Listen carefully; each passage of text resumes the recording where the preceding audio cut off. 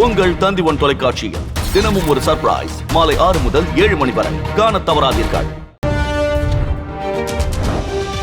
நீலகிரி மாவட்டம் உதகை அருகே மசனகுடி பகுதியிலிருந்து மாயார் செல்லும் சாலையில் கடும் இருளில் ராட்சச மலைப்பாம்பு ஒன்று சாலையை கடந்து சென்ற காட்சி சமூக வலைதளங்களில் வேகமாக பரவி வருகிறது.